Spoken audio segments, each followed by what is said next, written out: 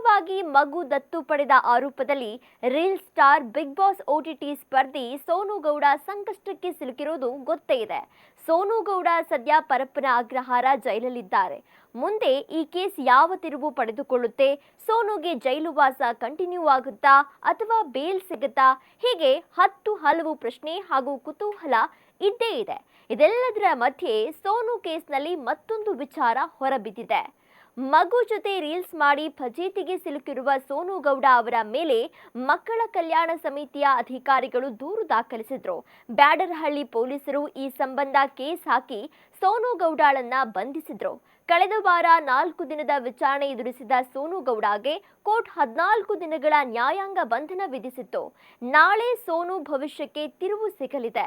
ಹೀಗಿರುವಾಗ ಸೋನು ಸಂಕಷ್ಟಕ್ಕೆ ಕನ್ನಡದ ಖ್ಯಾತ ನಟ ರಾಕೇಶ್ ಅಡಿಗ ನೆರವಾಗಿದ್ದಾರೆ. ಹೌದು, ಬಿಗ್ ಬಾಸ್ OTTಯಲ್ಲಿ ಸೋನು ಜೊತೆಗೆ ಒಂದೊಳ್ಳೆ ಬಾಂಧವ್ಯ ಹೊಂದಿದ್ದಂತಹ ರಾಕೇಶ್ ಅಡಿಗ ಸೋನುನ ಹೇಗಾದ್ರೂ ಮಾಡಿ ಸೆರೆವಾಸದಿಂದ ಆಚೆ ತರೋದಕ್ಕೆ ಪ್ರಯತ್ನ ಮಾಡ್ತಿದ್ದಾರೆ. ಸೋನು ಹಾಗೂ ರಾಕೇಶ್ ಬಿಗ್ ಬಾಸ್ OTTಯಲ್ಲಿ ಸಾಕಷ್ಟು ಸಮಯ ಒಟ್ಟಿಗೆ ಕಳೀತಾ ಇದ್ರು. ಬಿಗ್ ಬಾಸ್ ಮುಗಿದ ಮೇಲೂ ಇಬ್ರು ಒಳ್ಳೆ ಫ್ರೆಂಡ್ಶಿಪ್ ಹೊಂದಿದ್ರು. ಒಂದ್ ರೀತಿಲಿ ಫ್ಯಾಮಿಲಿ ಫ್ರೆಂಡ್ಸ್ ಆಗಿದ್ರು. ಇದೀಗ ಸೋನು ಬೆನ್ನಿಗೆ ನಿಂತಿದ್ದಾರೆ ರಾಕೇಶ್ ಅಡಿಗ. ಪರಪ್ಪನ ಅಗ್ರಹಾರದ ಕೇಂದ್ರ ಕಾರಾಗೃಹದಲ್ಲಿರುವ ಸೋನು ಗೌಡರನ್ನ ಅವರ ಆಪ್ತ ಸ್ನೇಹಿತ ರಾಕೇಶ್ ಅಡಿಗ ಭೇಟಿ ಮಾಡಿದ್ದಾರೆ. ಅಕ್ರಮವಾಗಿ ದತ್ತು ಪಡೆದ ಪ್ರಕರಣದಲ್ಲಿ ನಡೆದ ವಿಚಾರಣೆ ಬಗ್ಗೆ ಸೋನು ಜೊತೆ ರಾಕೇಶ್ ಚರ್ಚಿಸಿದ್ದಾರೆ. ಆಗ ಆಕೆ ರಾಕೇಶ್ ಬಳಿ ಸಾಕಷ್ಟು ವಿಚಾರಗಳನ್ನ ಹೇಳಿಕೊಂಡಿದ್ದಾಳಂತೆ. ಅದೇನು ಅಂದ್ರೆ, ದತ್ತು ವಿಚಾರದಲ್ಲಿ ನಾನು ಸುಳ್ಳು ಹೇಳಿದ್ದೇನೆ, ಅದು ಟ್ರೋಲ್ ಮಾಡುವವರಿಗೆ ಕೌಂಟರ್ ಕೊಡುವ ಉದ್ದೇಶವಾಗಿತ್ತು. ಈಗ ನೋಡಿದ್ರೆ ಇಂತಹ ದೊಡ್ಡ ಶಿಕ್ಷೆ ನನಗೆ ಎದುರಾಗಿದೆ ಅಂತ ಕಣ್ಣೀರಿಟ್ಟಿದ್ದಾಳಂತೆ.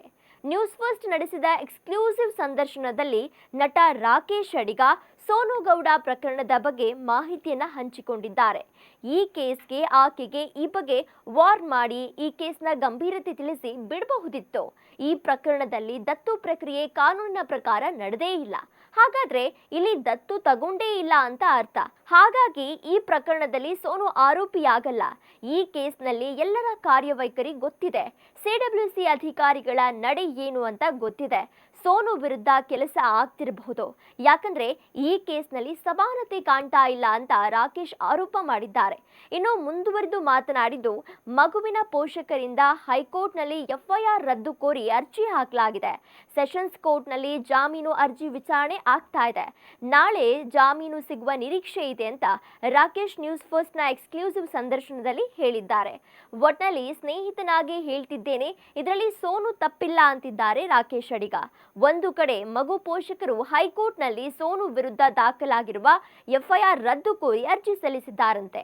ಮತ್ತೊಂದೆಡೆ ಸೋನು ಜಾಮೀನು ಅರ್ಜಿ ನಾಳೆ ಸೆಷನ್ ಕೋರ್ಟ್ನಲ್ಲಿ ವಿಚಾರಣೆಗೆ ಬರಲಿದ್ದು, ಸೋನು ಭವಿಷ್ಯ ಏನಾಗುತ್ತೆ ಅಂತ ಕಾದು ನೋಡಬೇಕಿದೆ.